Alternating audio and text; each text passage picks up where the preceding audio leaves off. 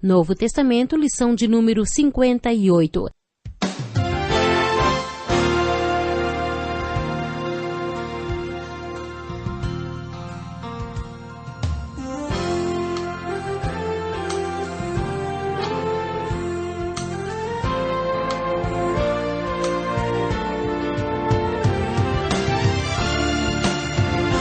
Deus tem planos para cumprir em nossas vidas.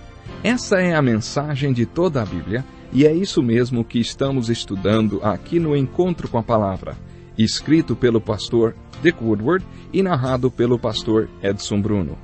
Fique atento a mais um programa que o Ministério Cooperativo Internacional leva a você. Com você agora, pastor Edson Bruno.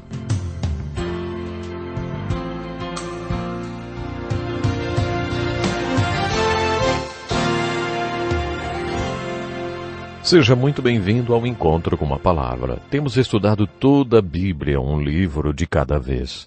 Estamos gratos a Deus por você estar conosco. Sua atenção nos dá muita alegria. No programa de hoje concluiremos o estudo da carta de Paulo aos Gálatas e passaremos à carta aos Efésios. Se você ainda não nos escreveu, faça isso hoje mesmo e receba gratuitamente a apostila que preparamos para ajudá-lo no estudo da Palavra de Deus. Nos próximos programas estudaremos a carta de Paulo aos Efésios. Mas antes de começar, gostaria de fazer as últimas observações a respeito da carta aos Gálatas. Nesse estudo do Novo Testamento, me sinto como se estivesse apresentando para vocês um amigo muito querido. Gostaria que você atentasse para uma passagem biográfica de Paulo na carta aos Gálatas, que nos revela um pouco sobre o seu espinho na carne. A passagem é Gálatas 4, versículos 12 a 16, e diz assim: Eu lhes suplico, irmãos, que se tornem como eu, pois eu me tornei como vocês. Em nada vocês me ofenderam. Como sabem, foi por causa de uma doença que lhes preguei o Evangelho pela primeira vez. Embora minha doença lhes tenha sido uma provação, vocês não me trataram com desprezo ou desdém. Ao contrário, receberam-me como se eu fosse um anjo de Deus, como o próprio Jesus Cristo. O que aconteceu com a alegria de vocês? Tenho certeza que, se fosse possível, vocês teriam arrancado os próprios olhos para dá-los a mim. Tornei-me inimigo de vocês por lhes dizer a verdade? Essa passagem traz uma importante revelação sobre o apóstolo Paulo. Os estudiosos não sabem dizer com precisão qual era a natureza deste espinho na carne de Paulo. Poderia ser o resultado de uma doença ou uma ferida. Paulo passou por tantos apedrejamentos e açoites. É bem possível que ele tivesse ficado com sequelas. Talvez fosse uma consequência da cegueira momentânea da estrada de Damasco, quando ele se encontrou com Jesus Cristo.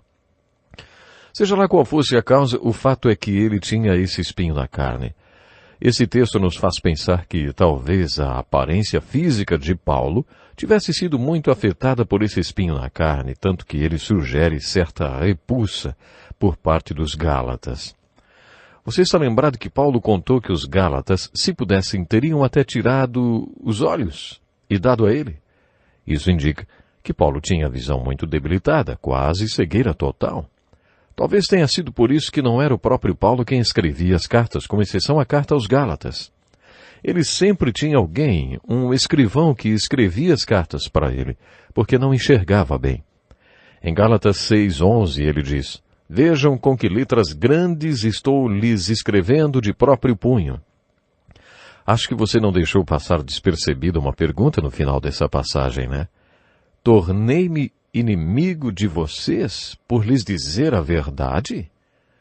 Uma vez vi este versículo numa placa no escritório de um homem de negócios. A última coisa no mundo que as pessoas querem ouvir é a verdade. Mesmo aquelas pessoas que pagam uma fortuna a terapeutas não suportam ouvir a verdade. Os terapeutas têm de ser muito habilidosos para guiar o paciente à verdade que ele precisa enxergar para se libertar de seus problemas. E há uma pergunta muito profunda aí. Tornei-me inimigo de vocês por lhes dizer a verdade? Depois, no capítulo 4, versículo 19, Paulo fez uma declaração muito interessante, já que estamos estudando sobre o novo nascimento. Ele diz: Meus filhos, novamente estou sofrendo dores de parto por sua causa, até que Cristo seja formado em vocês. Todos sabemos que Cristo em nós é a esperança da glória, conforme Paulo fala na carta aos Colossenses. Mas, como Jesus estabelece residência em nossas vidas? Nós evangélicos enfatizamos o conceito de receber a Cristo. Pedimos que as pessoas façam uma breve oração pedindo que Cristo entre em seus corações. Eu não encontro nenhuma referência desse procedimento nas Escrituras. Encontramos passagens que dizem que Cristo está plantado em nossas vidas como uma semente. Pedro diz que Cristo nasce em nós através de uma semente incorruptível, que é a palavra de Deus. De acordo com Pedro, a palavra de Deus fertiliza a semente da nossa fé e Cristo nasce em nós. Paulo sugere a mesma coisa quando escreveu, até que Cristo seja formado em vocês. Como Cristo estabelece residência em nossas vidas? Essa é uma pergunta muito importante. De acordo com Pedro e com Paulo, Cristo nasce em nós. Temos à sua disposição uma apostila que explica o novo nascimento em Cristo com maiores detalhes. No final do programa temos o endereço aí para que você possa escrever e pedir esse exemplar gratuitamente. Vamos voltar aqui. Outro versículo que também não podemos deixar passar em branco é Gálatas 5 e verso 1. Foi para a liberdade que Cristo nos libertou. Portanto, permaneçam firmes e não se deixem submeter novamente a um jugo de escravidão. Poderíamos parafrasear esse versículo assim. Cristo nos libertou. Certifiquem-se de que vocês continuarão livres e não se prendam novamente às correntes de escravidão das leis e cerimônias judaicas. Cristo nos libertou. Paulo enfatiza muito a questão da liberdade na carta aos Gálatas. Sem dúvida, a liberdade é a mensagem aos Gálatas. Cristo vos libertou das cadeias do legalismo. Não se prendam novamente, porque Cristo vos libertou. Onde está o Espírito do Senhor? Ali há liberdade. Você, nosso ouvinte, já experimentou a verdadeira liberdade no seu espírito? Não abra mão disso. Paulo foi muito claro no versículo 19 do capítulo 5, quando falou sobre as obras da carne.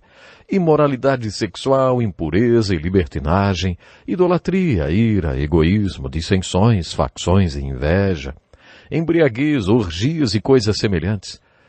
Eu os advirto como antes já os adverti. Aqueles que praticam essas coisas não herdarão o reino de Deus. Se o que eu acabei de ler faz parte da sua vida, segundo o que Paulo nos ensina, você é escravo de desejos pecaminosos e precisa ser liberto pelo poder de Jesus Cristo. Vivam pelo Espírito e de modo nenhum satisfarão os desejos da carne. Esse é o versículo 16. Nosso tempo está voando e precisamos continuar com o nosso estudo. Mas vamos iniciar agora o estudo da carta de Paulo aos Efésios. Esta carta é muito importante e seu conteúdo muito profundo. Foi em Éfeso que Paulo passou mais tempo. Mencionamos isso quando estudamos o livro de Atos e vimos que Paulo visitou os Efésios na sua segunda viagem missionária. Mas foi só durante a terceira viagem missionária que ele realmente trabalhou ali. Está tudo registrado nos capítulos 18 e 19 de Atos. Foi em Éfeso que Paulo dirigiu um pequeno seminário chamado Escola de Tirano, onde ele ensinava diariamente. Minha visão para o ministério Encontro com a Palavra surgiu do modelo da escola de Paulo em Tirano. Paulo ficou em Éfeso durante 2 anos e meio ou 3 ensinando na escola de Tirano. Algumas traduções da Bíblia trazem uma nota de rodapé dizendo que ele ensinava nessa escola das 11 da manhã às 5 da tarde. Além deste seminário ou deste encontro com a palavra que ele tinha em Éfeso, Paulo também plantou uma das suas igrejas mais frutíferas. Ele foi um grande plantador de igrejas. Nos capítulos 2 e 3 do livro de Apocalipse, encontramos cartas dirigidas para 7 igrejas. É possível que a igreja de Éfeso tenha sido a igreja-mãe, que originou 6 outras igrejas. Isso significa que a igreja mais frutífera do ministério de Paulo teria sido a de Éfeso. Também é bem possível que este seminário dirigido por Paulo tenha treinado os pastores destas outras igrejas. Essa igreja que Paulo plantou em Éfeso se tornou a igreja-mãe de outras igrejas satélites. Você já deve estar familiarizado com elas. Esmirna, Pérgamo, Tiatira, Sardes, Filadélfia e Laodiceia. Estas 6 igrejas mais a igreja de Éfeso são as 7 igrejas sobre as quais lemos nos capítulos 2 e 3 do livro de Apocalipse. Como podemos notar, o ministério de Paulo de plantar igrejas em Éfeso foi frutífero. Pode até ser que esta carta aos Efésios fosse uma carta circular, não só para a igreja de Éfeso, mas também destinada às 6 outras igrejas. Como a igreja de Colossos pertencia à mesma região, pode ser que ela também fizesse parte deste grupo de igrejas satélites. Outra razão que faz esta carta ser tão importante é o seu conteúdo. Sua mensagem central está resumida neste versículo: Bendito seja o Deus e Pai de nosso Senhor Jesus Cristo, que nos abençoou com todas as bênçãos espirituais nas regiões celestiais em Cristo. Neste versículo, Paulo disse: Vocês crentes controlados pelo Espírito têm todas as bênçãos espirituais que precisam para viver como nascidos de novo. Ele diz que essas bênçãos estão nas regiões celestiais em Cristo. Podemos encontrar todo o carisma, os dons do Espírito e a capacitação que precisamos para viver como seguidores de Cristo, de aprendermos o que significa viver em Cristo e nas regiões celestiais em Cristo. Éfeso e também estas outras cidades são exemplos da cultura que imperava em Roma. A cultura grega helenista estava em declínio. Na verdade, estava quase decadente. Era por isso que a cidade de Corinto estava tão corrompida. Quando Paulo estava em Éfeso, o Império Romano estava no seu auge. Éfeso e essas outras cidades localizavam-se no que conhecemos hoje por Turquia. Se você visitar esse lugar, descobrirá uma das partes mais bonitas do mundo. Nos dias de Paulo, esta parte do mundo, hoje chamada de Ásia Menor, correspondia à metade ocidental do Império Romano e servia como região de balneário dos imperadores ou do alto escalão dos oficiais romanos. Havia palácios e residências de verão nos arredores de Éfeso e nessas outras cidades porque era uma região incrivelmente bela e com um clima melhor que o de Roma. Acontece que a imoralidade nestas cidades também estava no seu apogeu. Hoje, em lugares como Éfeso, encontramos evidências arqueológicas de adoração a ídolos, imoralidade e também pornografia. Paulo escreveu para os crentes de Laodiceia e demais localidades, incluindo Éfeso, que era possível que eles vivessem vidas santas apesar de estarem bem no meio de toda a imundície e pecado do Império Romano. Na carta aos Efésios, Paulo diz que a única maneira de viver dessa maneira é vivendo em Cristo. Isso significa viver dentro das dimensões espirituais. Vocês estão lembrados quando Jesus conversou com o rabino Nicodemos? Jesus lhe falou sobre o novo nascimento e 2 vezes Nicodemos perguntou a Jesus: Como pode ser isso? E Jesus respondeu: Você é mestre em Israel e não entende essas coisas? Eu lhes falei de coisas terrenas e vocês não creram. Como crerão se lhes falar de coisas celestiais? Ninguém jamais subiu ao céu, a não ser aquele que veio do céu, o Filho do Homem. Certamente Jesus estava olhando nos olhos de Nicodemos e dizendo: Nicodemos, eu estou no céu. Nicodemos não perguntou mais uma vez como? Ele não perguntou mais nada, mas também não entendeu nada. Paulo estava ensinando a mesma coisa aos Efésios. Ele estava ensinando que podemos estar no céu agora mesmo. O céu não é apenas um lugar onde você pode ir depois que morre porque crê em Jesus Cristo, como Paulo ensinou nas suas cartas aos Romanos e aos Gálatas. De acordo com ele mesmo, o céu é uma dimensão e nós podemos viver nesta dimensão agora. Podemos viver em Cristo, numa dimensão celestial, aqui mesmo na terra. As Escrituras falam sobre ter a vida eterna em Cristo. A palavra eterna significa que era, que é e que sempre será. Pensando assim, como podemos ter vida eterna? Se eu disser, eu tenho vida eterna porque creio em Jesus Cristo, isso quer dizer que eu sempre existi? Não, isso implicaria em reencarnação. Se eu cresce na reencarnação, creria que sempre existi, existo hoje e sempre existirei. Mas não é sobre isso que estamos falando. O que queremos dizer sobre vida eterna, porque cremos em Cristo, é o seguinte: Cristo é eterno. Cristo não teve começo. Cristo não terá fim. Cristo sempre foi. Um pouco antes de ser crucificado, Jesus orou no jardim, dizendo: Eu te glorifiquei na terra. Agora, Pai, glorifica-me junto a ti com a glória que eu tinha contigo antes que o mundo existisse. Cristo não passou a existir a partir do dia de Natal lá em Belém. Ele sempre existiu. Chamamos isso de pré-encarnação de Cristo. Cristo viveu num corpo durante 33 anos e depois ressuscitou e viveu no seu corpo ressurreto durante 40 dias. Depois disso, ele ascende ao céu e agora está sentado à direita do Pai. Ele está num lugar celestial. Se você está em Cristo como ele é eterno, você é eterno porque está vivendo em Cristo. Você tem vida eterna porque está unido a alguém como os ramos estão ligados à videira, alguém que é eterno. É nesse sentido que você tem vida eterna. E é assim que Paulo se refere a viver nos lugares celestiais ou na dimensão celestial. Como em todas as cartas de Paulo, nesta também encontramos uma seção doutrinária e outra prática. A seção doutrinária localiza-se nos 16 primeiros versículos do capítulo 4, nos quais Paulo nos traz certos ensinamentos sobre a igreja. No capítulo 3, Paulo fala sobre um dos maiores mistérios já revelados sobre a igreja.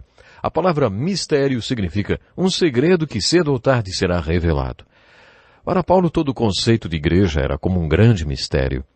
Não se sabia muito sobre a igreja. Até o dia do Pentecostes, ninguém sabia que Deus já tinha planejado lá atrás, na eternidade antes do início dos tempos, que um dia judeus e gentios e todos os povos seriam um na igreja, através de Cristo, do Espírito Santo. Esta carta de Paulo aos Efésios é uma obra-prima, cujo tema é a igreja.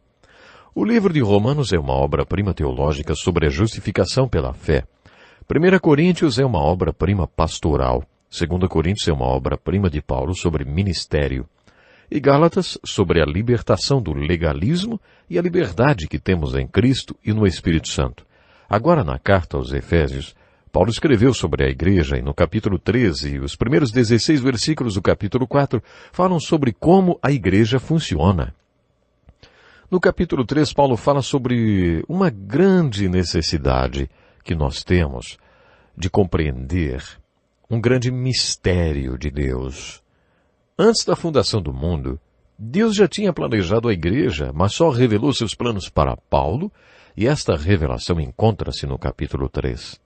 Nos primeiros 16 versículos do capítulo 4, Paulo fala sobre a natureza, a essência, a função e o propósito da igreja. Esses versículos constituem-se na melhor descrição da igreja encontrada na Bíblia. Neles aprendemos que a igreja foi planejada para exercer uma função. Ela deve ser o corpo do qual Cristo é a cabeça. Dele todo o corpo ajustado e unido pelo auxílio de todas as juntas cresce e edifica-se a si mesmo em amor, na medida em que cada parte realiza a sua função. Nesta carta de apenas 6 capítulos, Paulo mencionou lugares celestiais 5 vezes. Leia toda a carta de Paulo aos Efésios e marque os 5 lugares em que Paulo se referiu aos lugares celestiais. Depois veja se você consegue resumir o que ele disse sobre esses lugares celestiais. A carta de Paulo aos Efésios e o livro de Josué no Velho Testamento têm muito em comum. Tenho certeza que aqueles especialistas que estudaram o Velho Testamento comigo estão lembrados do livro de Josué, não? Josué, capítulo 1, verso 3, é o versículo-chave do livro de Josué. E Efésios, capítulo 1, verso 3, é o versículo-chave de Efésios. Estes 2 versículos mostram a relação entre os 2 livros.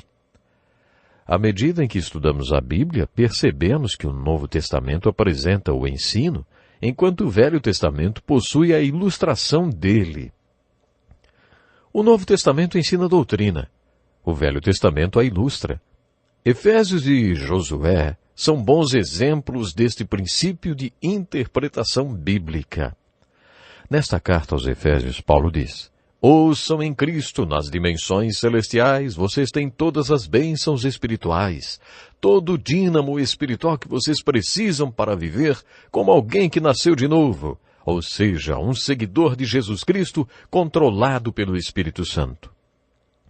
O objetivo da carta é chamar e incentivar os crentes a habitar em Cristo nas regiões celestiais e encontrar em Cristo nas dimensões espirituais todos os recursos que precisam para viver como uma pessoa espiritual.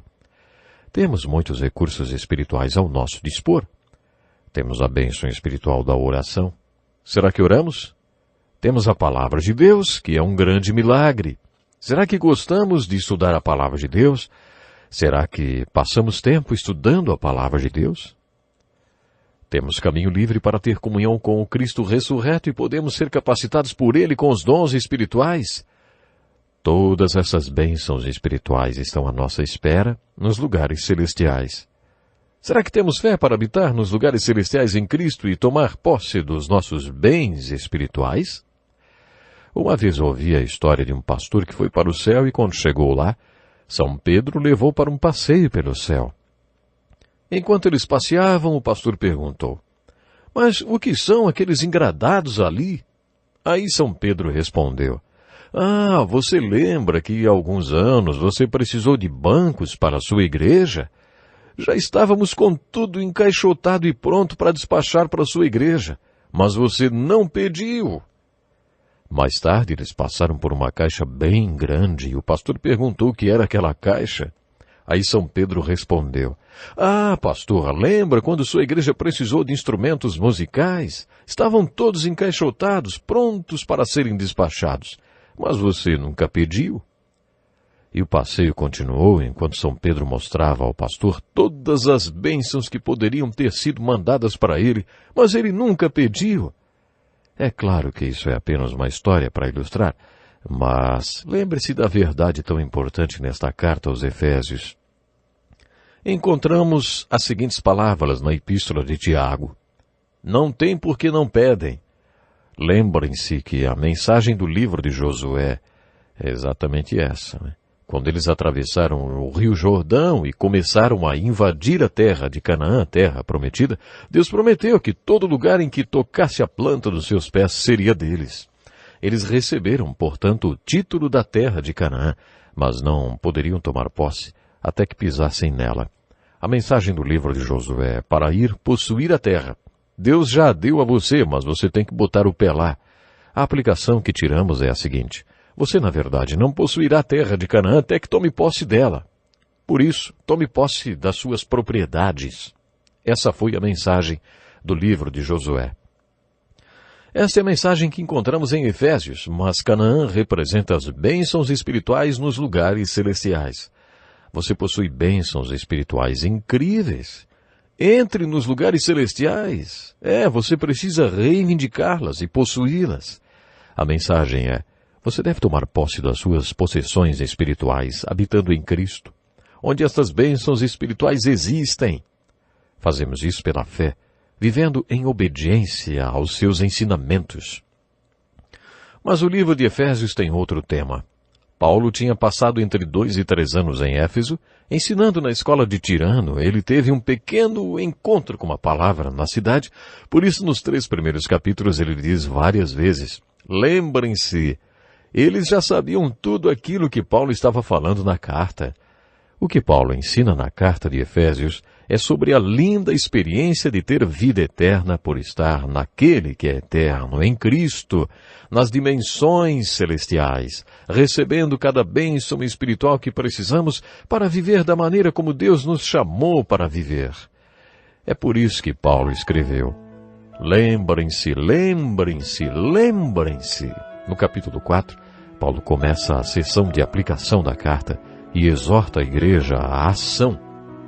Ele diz: vocês precisam se vestir espiritualmente. Vocês precisam tirar esses velhos trapos da vida que levavam. Vocês precisam vestir as roupas da nova vida que têm. E depois, vivam essa vida. Meu tempo esgotou, mas conto com você para o nosso próximo programa. Que lição importantíssima. Obrigado, pastor Edson Bruno. Prezado ouvinte, coloque em prática o que você ouviu aqui.